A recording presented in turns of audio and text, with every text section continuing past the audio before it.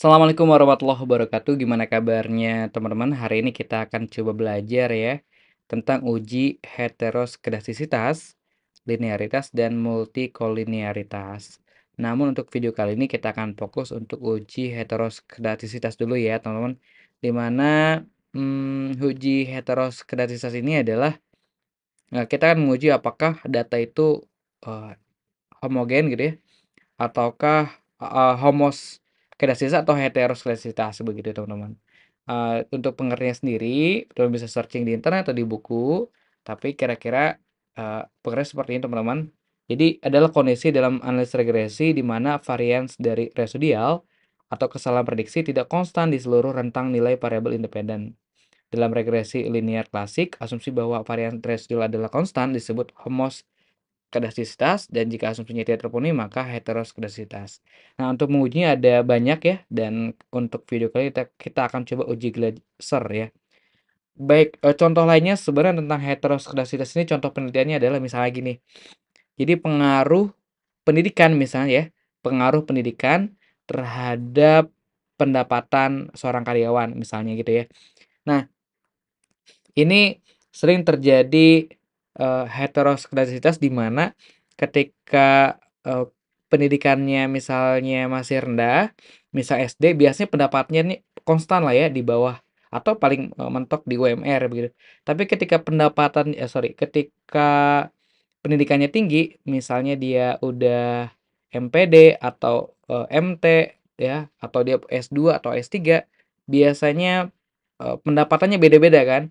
Jadi variasinya makin banyak gitu. Jadi kalau misalnya, dia pendidikannya rendah, SD gitu ya, itu biasa sama, tapi kalau dia udah S1, S2, S3 ternyata kalau pendidikan tinggi variasi pendapatannya sangat, besar atau sangat banyak. Jadi, biasanya terjadi heteroskedasitas, biasanya untuk penelitian tersebut.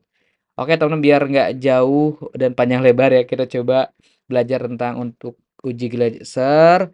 Jadi, uji Glasser ini adalah salah satu cara untuk menguji apakah data tersebut itu heteroskedasitas atau homoskedasitas ya, seperti, di sini teman-teman. Nah, di mana teman bisa pelajari, tapi dari kita akan coba lihat datanya, kalau nanti munculnya lebih besar dari 0,5 dia itu tidak terjadi heteroskedasitas. Tapi kalau misalnya data nanti yang akan kita hasilkan setelah uji di bawah 0,5, maka ter eee, disimpulkan bahwa terjadi heteroskedasitas. Untuk uji Glasser ini bisa pakai Microsoft Excel, bisa juga menggunakan SPSS ya. Untuk video kali ini kita akan coba menggunakan SPSS. Oke, kita akan coba teman-teman, datanya. Baik, teman-teman silahkan buka SPSS-nya ya. Bentuknya seperti ini, baik di Windows ataupun di macOS sama sebenarnya. Di sini ada variabel view, ada juga data view.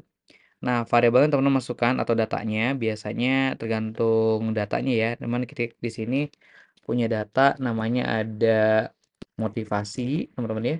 Terus minat dan prestasi. Ceritanya seperti itu ya, teman-teman ya. Prestasi. Sebentar. Prestasi. Nanti sebenarnya dia otomatis muncul di sini teman-teman ya. Nah, jadi di atasnya udah ada ininya. Nah, di sebelah ininya kita akan perbaiki dulu, kita sesuaikan dengan kita inginkan ya, desimalnya kita kasih 0 aja. Nah, yang bawah juga sama 0, yang ini juga sama. Untuk label, untuk memudahkan kita kasih label ya teman-teman di sini. Motivasi itu kita kasih label X1. Nah, untuk minat ya itu adalah X2. Sedangkan prestasi itu Y ya teman-teman, variabel. Oke, sorry. Kita ulang lagi. Prestasi adalah Y. Oke, ini biarkan dulu. Nah, di sini measure-nya paling kita ubah ke scale ya, teman-teman. Oke, pakai skala. Selanjutnya kita kembali ke data view. Teman-teman masukkan datanya, tinggal kopas dari Excel yang teman-teman punya kali ya. Misalnya udah punya data, motivasi berapa nilainya, gitu ya, minat, prestasi, begitu ya. Di datanya seperti ini misalnya. Nah, selanjutnya kita analisis dulu, teman-teman. Nah, untuk menganalisis datanya kita pakai klik analyze. terus di sini ada regression, terus, linear ya, pilih linear, terus selanjutnya di sini untuk dependen, kita pilih prestasi ya teman-teman, untuk yang Y-nya. Selanjutnya untuk yang motivasi itu jelas di bagian independen, tinggal kita klik seperti ini, kita arahkan, terus klik yang tombol biru ini ya. Nah, kalau sudah seperti ini, kita klik save teman-teman, nanti akan ada pilihan. Nah, kalau muncul seperti ini, kita klik unstandardized ya teman-teman, pilih yang paling atas, terus klik continue. Nah, kalau sudah ini udah beres, kita klik oke. Nanti dia akan muncul data baru di sebelah kanan ya, teman-teman. Oke, kita tunggu sebentar. Nanti dia akan seperti ini. Oke, ini akan muncul data, tapi belum selesai ya, teman-teman.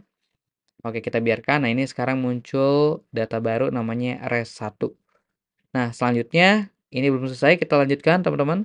Klik transform di sebelah atas, terus klik di sini compute variable.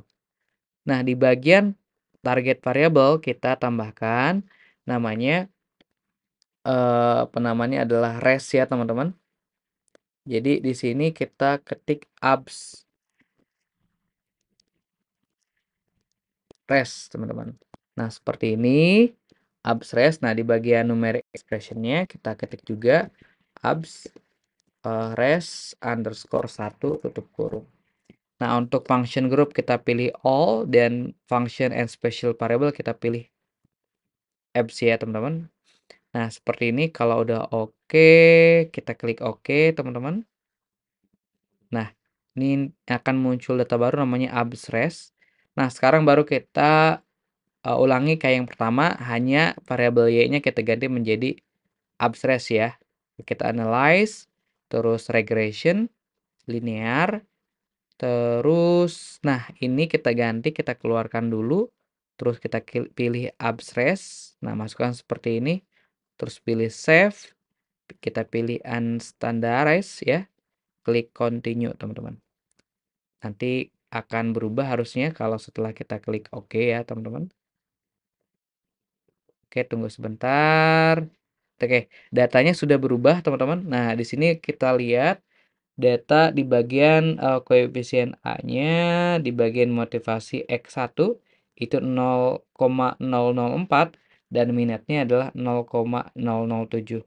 Kalau kita lihat di bagian teorinya itu terbukti ya teman-teman, kalau tadi lihat di PowerPoint ya, kalau misalnya ketika datanya itu signifikansinya ya teman-teman, itu dia eee kurang dari 0,5 ya atau lebih kecil daripada 0,5, maka kesimpulannya adalah terjadi, gejala heteroskinesis dalam model regresi atau data ini, teman-teman. Oke, jadi kita lihat di bagian ininya, teman-teman, ya. Oke, itu aja dulu, mudah-mudahan bermanfaat. Terima kasih. Assalamualaikum warahmatullahi wabarakatuh.